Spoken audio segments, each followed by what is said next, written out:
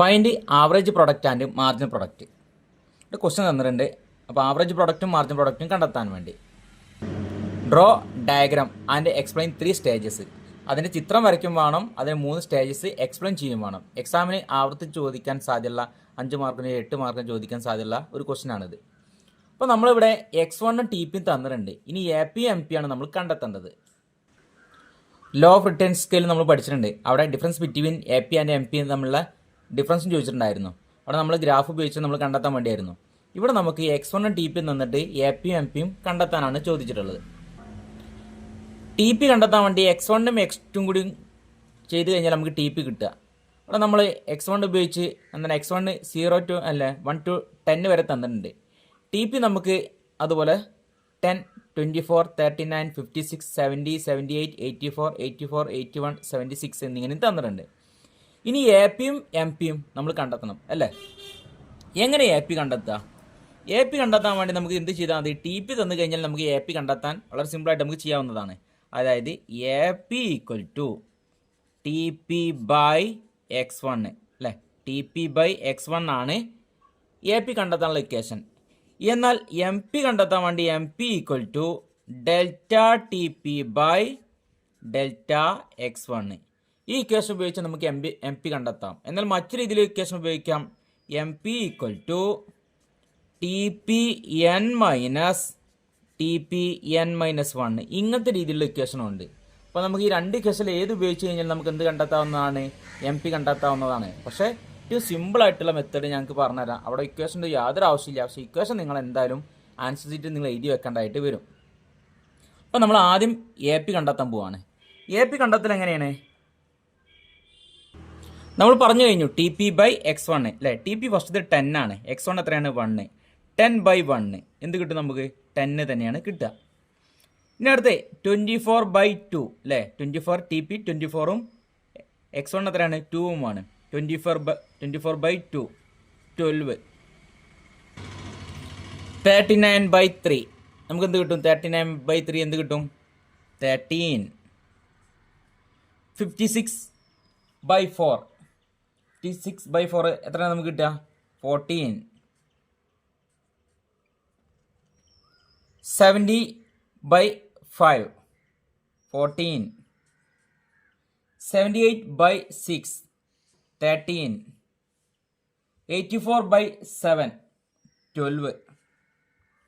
84 by 8 10.5. 81 by 9 9. 76 by 10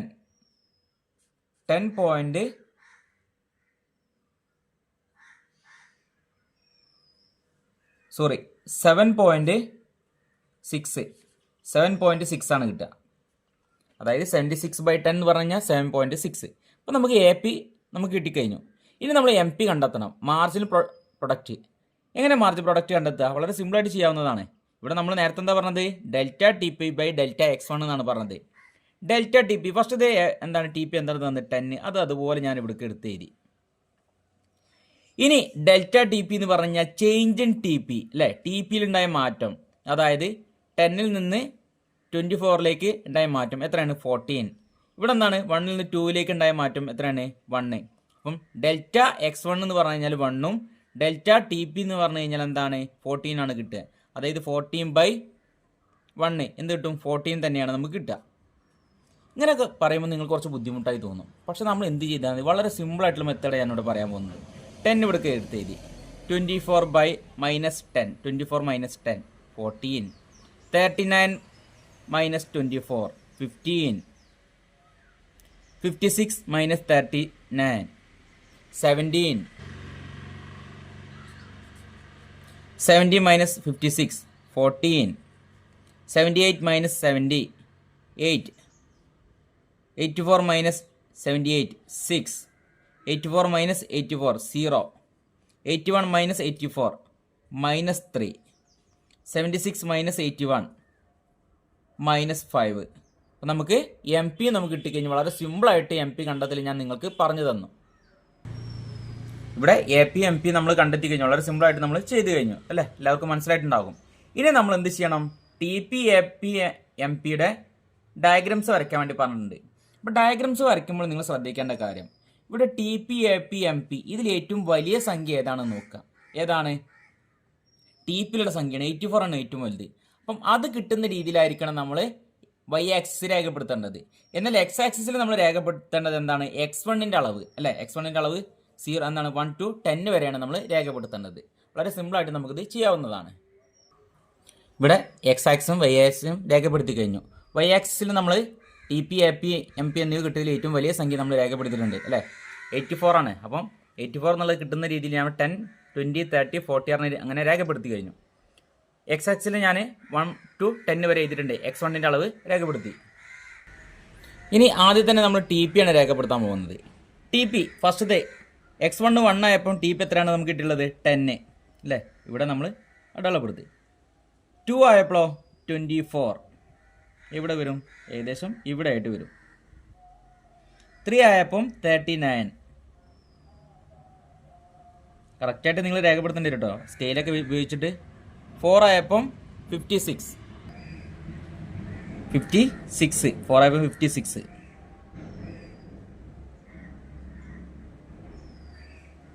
5 ആയപ്പോൾ 78.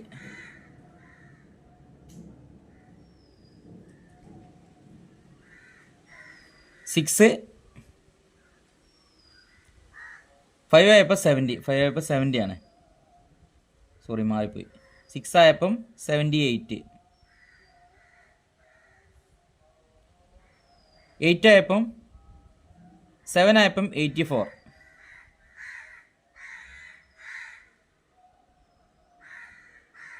8 ആയപ്പം 84. 9 ആയപ്പം 81. 10 ആയപ്പം 76.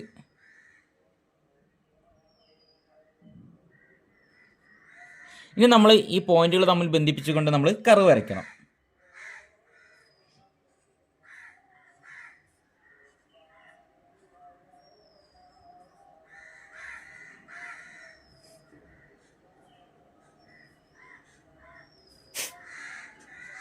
ടി പി നമ്മൾ വരച്ചു കഴിഞ്ഞു. ഇവിടെ നമ്മൾ മാറിപ്പോയതാണ്, അതുകൊണ്ടാണ് ഇതിവിടെ അങ്ങനെ കൊടുത്തുള്ളത്, തെറ്റിപ്പോയതാണ്. അപ്പോൾ നമ്മൾ ടി പി വരച്ചു കഴിഞ്ഞു. ഇനി അടുത്ത് നമ്മൾ എന്താണ് എ പി ആണ് വരയ്ക്കാൻ പോകുന്നത്. എ പി 1 ആയപ്പം 10. അതേപോലെ ഞാൻ ഇവിടെ 0 മുതലാണ് നമ്മൾ കർവ് വരയ്ക്കുമ്പോൾ എപ്പോഴും നമ്മൾ 0 മുതലാണ് തുടങ്ങുക. 2 ആയപ്പോൾ 12. 3 ആയപ്പോൾ 13. 4 ആയപ്പം 14. 5 ആയപ്പം 14. 6 ആയപ്പോൾ 13. 7 ആയപ്പം 12. 8 10.5. 9 7.6. ഇതേപോലെ ബിന്ദുക്കളെ തമ്മിൽ ബന്ധിപ്പിച്ചുകൊണ്ട് കർവ് വരയ്ക്കുകയാണ്. നിങ്ങൾ സ്കെയിൽ ഉപയോഗിച്ചിട്ട് കറക്റ്റായിട്ട് വരക്കണ്ടേ. ഞാൻ വരച്ചത് ചെറിയ മിസ്റ്റേക്ക് ഉണ്ടാവും. ഇവിടെ സ്കെയിൽ ഉപയോഗിക്കാതെ തന്നെ വരക്കുന്നത്. A P. ഇനി എം പി. ഫസ്റ്റത് 1 ആയപ്പം 10. 2 ആയപ്പം 14.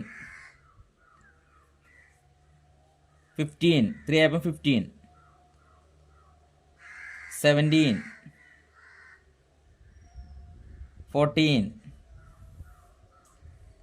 8. 6. 0. -3. -5. ഇതുപോലെ ബിന്ദുക്കളെ ബന്ധിച്ചുകൊണ്ട് കർവ് വരയ്ക്കുകയാണ്.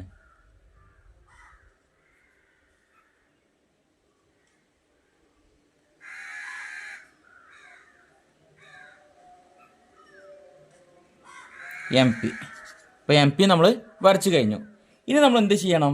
ഇവിടെ T P, A P, M P വരച്ചു കഴിഞ്ഞാൽ ഇനി നമുക്ക് കിട്ടിയിരിക്കുന്നതിന് 3 സ്റ്റേജുകളാക്കി മാറ്റണം. എങ്ങനെ 3 സ്റ്റേജുകളാക്കി മാറ്റുക? ഫസ്റ്റത്തത്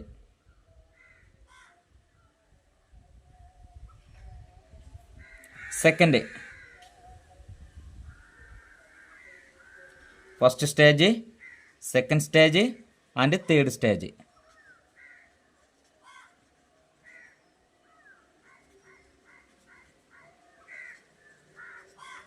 നമ്മൾ 3 സ്റ്റേജുകളാക്കി തരംതിരിച്ച് കഴിഞ്ഞു. ഇനി എന്ത് ചെയ്യണം നമ്മൾ? ഇത് 3 സ്റ്റേജ് നമ്മൾ എക്സ്പ്ലെയിൻ ചെയ്യണം. അപ്പം എങ്ങനെ എക്സ്പ്ലെയിൻ ചെയ്യലേ? നിങ്ങൾക്ക് എല്ലാവർക്കും അറിയാവുന്ന കാര്യമാണ്, നമ്മൾ മുമ്പ് പഠിച്ചിട്ടുള്ളതാണ്. ആദ്യത്തെ ഫസ്റ്റ് സ്റ്റേജിൽ ഇത് 3 ഇൻക്രീസ് ചെയ്യാണ്, TP, AP, MP ഇൻക്രീസ് ചെയ്യാണ്. സെക്കൻഡ് സ്റ്റേജിൽ എന്ന് പറഞ്ഞാൽ TP ചെറിയ തോതിൽ അല്ലേ, ചെറിയ തോതിൽ മാത്രമേ ഇൻക്രീസ് ചെയ്യുന്നുള്ളൂ. എന്നാൽ TPയും AP, MPയും ഡിക്രീസ് ചെയ്യാൻ തുടങ്ങിയിട്ടുണ്ട്. തേർഡ് സ്റ്റേജ് ആയപ്പോൾ TP, AP ഡിക്രീസ് ചെയ്യാണ് ചെയ്യുന്നത്. എന്നാൽ MP എന്തായിട്ടുണ്ട്? 0 ആയിട്ടുണ്ട് ആൻഡ് നെഗറ്റീവ് ആയിട്ടുണ്ട്. 3 സ്റ്റേജ് നിങ്ങൾ എക്സ്പ്ലെയിൻ ചെയ്യുമ്പോൾ increase in return scale, constant return scale, decrease in return scale അല്ലേ. അപ്പം IRS, CRS ആൻഡ് DRS.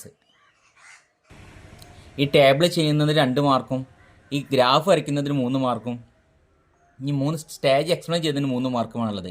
അപ്പോൾ നമ്മൾ എന്ത് ചെയ്യണം? ഈ സ്റ്റേജ് എക്സ്പ്ലെയിൻ ചെയ്യുമ്പോൾ ഫസ്റ്റത്തെ IRS അഥവാ increase return scale, increase return scale എന്ന് എഴുതിയിട്ട് എന്ത് ചെയ്യുക? First stage TP increase at an increase rate അല്ലെ, TP നല്ല ഉയർന്ന രീതിയിൽ വർദ്ധിക്കുകയാണ്, എക്സ്പ്ലെയിൻ ചെയ്ത് എഴുതേണ്ടതാണ്. The marginal product also increase, MP also increase and AP also increases. MPയും APയും വർദ്ധിക്കുന്നുണ്ട്. In the stable variable input from 0 to 5 unit it is called increase return scale അല്ലെ. ആദ്യത്തെ 5 യൂണിറ്റ് ഇൻക്രീസ് റിട്ടേൺ സ്കെയിൽ എന്നുള്ള പേരിലാണ് അറിയപ്പെടുന്നത്. ഇനി രണ്ടാമത് നോക്കുക, second stage total product increase at a decrease rate അല്ലേ. ടോട്ടൽ പ്രൊഡക്റ്റ് ഒരു ചെറിയ രീതിയിൽ മാത്രമേ വർദ്ധിക്കുന്നുള്ളൂ. Then marginal product comes down അല്ലേ, MP and AP comes down അല്ലേ, MPയും APയും ഡിക്രീസ് ചെയ്യാൻ തുടങ്ങിയിട്ടുണ്ട്. This stage is called diminishing return scale അല്ലെങ്കിൽ constant return scale. And third stage is second stage constant return scale. Constant return സ്കെയിലിന്റെ പ്രത്യേകത നമ്മൾ പറഞ്ഞിട്ടുണ്ട് അല്ലേ. TP increase at a decrease rate, ചെറിയ തോതിലാണ്. എന്നാൽ AP and MP also decreases, AP MPയും കുറയാൻ തുടങ്ങിയിട്ടുണ്ട്. ഈ third stage TP comes down അല്ലേ, TP ഡിക്രീസിങ് റേറ്റ് ആണ് and AP decreasing, but MP decrease and negative become negative അല്ലേ.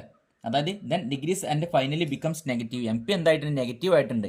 എന്നാൽ APയും TP ഒരിക്കലും നെഗറ്റീവ് ആകില്ല, അല്ലെങ്കിൽ 0 ആകുകയില്ല, നെഗറ്റീവ് ആകുകയില്ല. അപ്പോൾ ഈ 3 സ്റ്റേജ് നിങ്ങൾ എഴുതിയേക്കണം. അപ്പോൾ third stage degrees return scale. Degrees return സ്കെയിലിൽ TP കംസ് ഡൗൺ അല്ലെങ്കിൽ എന്താണ്? ഡിഗ്രീസ് റേറ്റ് ആണ്. AP degrees rate and MP 0 and become negative. അപ്പോൾ ഈ 3 സ്റ്റേജുകളൊന്ന് ജസ്റ്റ് ഒന്ന് എക്സ്പ്ലെയിൻ ചെയ്ത് നിങ്ങൾ എഴുതി വെക്കേണ്ടതായിട്ടുണ്ട്. എക്സാമിന് ആവർത്തി ചോദിക്കുന്ന ചോദ്യമാണ്. ഇനി നമുക്ക് പഠിക്കാനുള്ളത് ലാസ്റ്റ് ക്വസ്റ്റ്യൻ ആണ്. TVC, TFC, TC അല്ലേ, ABC, AFC, AC, SMC. ഇത് 3 കണ്ടെത്താൻ വേണ്ടിയും ഇവയുടെ ഗ്രാഫും അല്ലേ, ഇത് എക്സാമിന് എന്തായാലും ചോദിക്കാറുണ്ട്. അപ്പം ഇവ ഓരോന്ന് കണ്ടെത്തുകയും ഇതിൻ്റെ ഗ്രാഫും വരയ്ക്കാൻ വേണ്ടി ചോദിക്കാറുണ്ട്. നമ്മൾ മുമ്പ് ഒരുപാട് ഇതിന് വീഡിയോസ് ചെയ്തതുകൊണ്ട് ഇനി ഇതിനെ തുടർച്ച നമ്മൾ ചെയ്യണില്ല. ഇനി സെപ്പറേറ്റ് വേറെ വീഡിയോസിൽ നമ്മൾ ചെയ്യുന്നതാണ്. അപ്പോൾ നിങ്ങളത് നോക്കി പഠിച്ചാൽ മതി.